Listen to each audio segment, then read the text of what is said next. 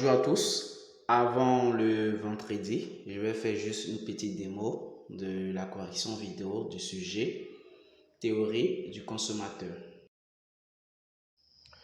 Dans notre problème, on dit soit un agent économique dont la fonction d'utilité est U is1 is2 égale à is1 fois is2. L'agent dispose d'un revenu R et consomme deux biens 1 et 2 en quantité is1 et is2 et au prix P1 et P2. Dans la première partie de notre problème, qui représente une introduction, on nous a posé trois questions. La première question nous demande de déterminer l'équation de la courbe d'indifférence du consommateur. À la deuxième question, on nous demande de déterminer l'équation de la droite budgétaire. Et à la troisième question, la dernière question, on nous demande de tracer sur un même graphique la courbe d'indifférence et la droite budgétaire du consommateur. Sans plus tarder, commençons. À la première question, on nous demande de déterminer l'équation de la courbe d'indifférence. Pour pouvoir déterminer une équation d'une courbe d'indifférence, nous suivons une méthodologie en deux étapes. La première étape consistera à poser que la fonction d'utilité est égale à un niveau fixe d'utilité. À la deuxième étape de la relation, nous allons exprimer la seconde variable en fonction de la première variable. Comme mentionné dans la méthodologie, à la première étape, je pose la fonction d'utilité.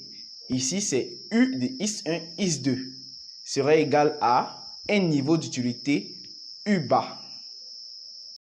Sachant que notre fonction d'utilité U de is1, is2 est égal à is1 fois is2, nous remplaçons son expression dans la relation et nous obtenons is1 fois is2 est égal à U bas.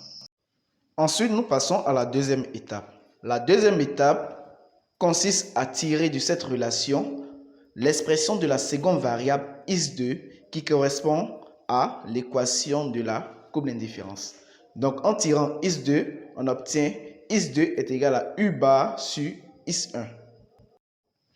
Nous pouvons constater que is2 dépend de deux éléments. Premièrement, d'un niveau d'utilité fixe et de la première variable is1.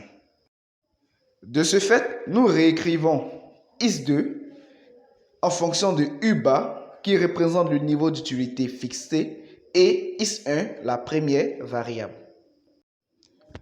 Ainsi, nous venons de déterminer l'équation de la courbe d'indifférence du consommateur. Ainsi, passons à présent à la deuxième question. À la deuxième question, on nous demande de déterminer l'équation de la contrainte budgétaire du consommateur. La méthodologie qui conduit à la détermination de l'équation de la contrainte budgétaire du consommateur se divise aussi en deux grandes étapes. À la première étape, je donne ou je pose la contrainte budgétaire. Et à la deuxième étape de cette contrainte budgétaire, je tire l'expression de la seconde variable en fonction de la première variable. Le revenu et les prix étant fixes, nous trouvons une relation entre is2 et is1, c'est-à-dire entre la seconde variable et la première variable. Sans plus tarder, appliquons cette méthodologie. Donc, étape 1, je donne la contrainte budgétaire en posant le revenu R égale à la dépense D. Sachant que l'expression de D égale à P1 is1 plus P2 is2, nous remplaçons cette expression dans la relation et nous obtenons R égale à P1 is1 plus P2 is2. Passons à présent à la deuxième étape. Étape 2, je tire de cette contrainte budgétaire l'expression de la seconde variable. Ici, dans notre cas, la seconde variable, c'est is2, qui va correspondre à l'équation de la droite budgétaire. Je commence par faire passer P1 is1 de l'autre côté de l'égalité. Il vient P2 is2 égale à moins P1 is1 plus R. Pourquoi on trouve moins P1 is1?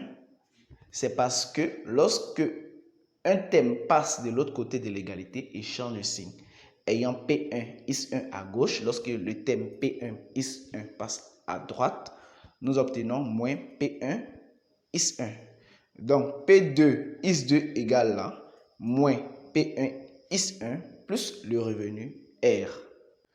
Ensuite, nous isolons is2 en divisant toute l'équation par P2. Nous pouvons constater que IS2 dépend entièrement de IS1, car les paramètres P1, P2 et R étant fixés ou étant fixes.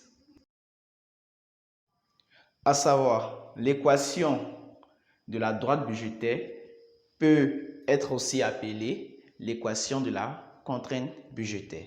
Donc, sans doute, vous avez remarqué que tantôt j'utilisais équation de la droite budgétaire ou équation de la contrainte budgétaire. Ces deux expressions ramènent à la même compréhension. Ainsi prend fin notre démo. Rendez-vous sur notre chaîne YouTube pour la correction intégrale du sujet de micro, vendredi à 24 h. Je vais vous faire une synthèse, on peut dire, de la microéconomie étudiée en licence 1 en 2 ou 5 minutes pour vous.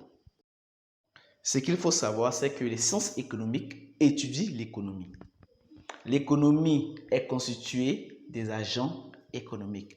On entend par agent économique acteur, c'est-à-dire des personnes qui posent des actes économiques, qui posent des opérations économiques.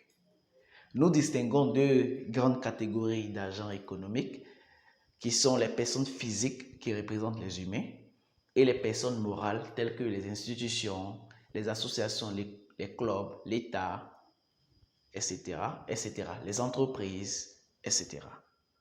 Ces personnes physiques ou morales qualifiées d'acteurs ou d'agents économiques seront regroupées en plusieurs catégories en fonction de l'approche des sciences économiques. En sciences économiques, nous distinguons deux grandes branches. La microéconomie d'une part et la macroéconomie d'autre part.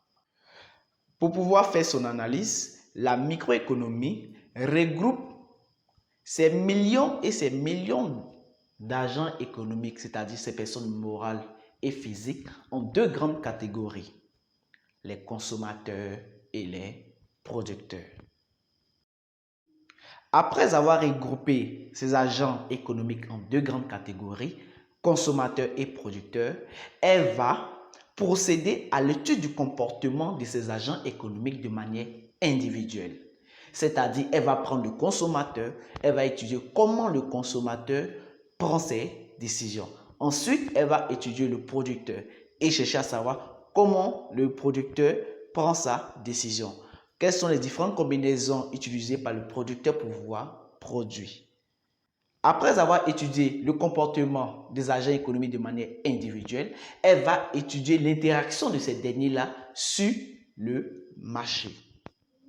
Le marché n'est rien d'autre que le lieu de rencontre entre le consommateur et le producteur. De manière plus large, le marché est caractérisé par une offre et une demande.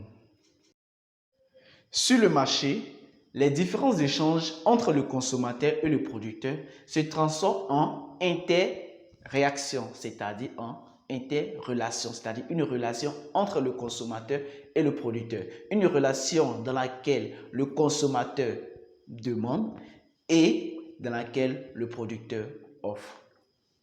C'est ainsi que nous définissons la microéconomie comme la branche de l'économie qui étudie le comportement individuel des agents économiques et les différentes interactions sur le marché afin d'établir le prix ou les prix d'équilibre. Le prix d'équilibre est rien d'autre que la confrontation entre l'offre et la demande. C'est pour cela qu'en licence 1 des sciences économiques et de gestion, le cours de la microéconomie est divisé en trois grandes parties. La première partie porte sur l'étude du comportement du consommateur, c'est-à-dire la théorie du consommateur. La deuxième partie, la théorie du producteur. Et la troisième partie, marché et prix. Au revoir et à la prochaine pour une autre vidéo.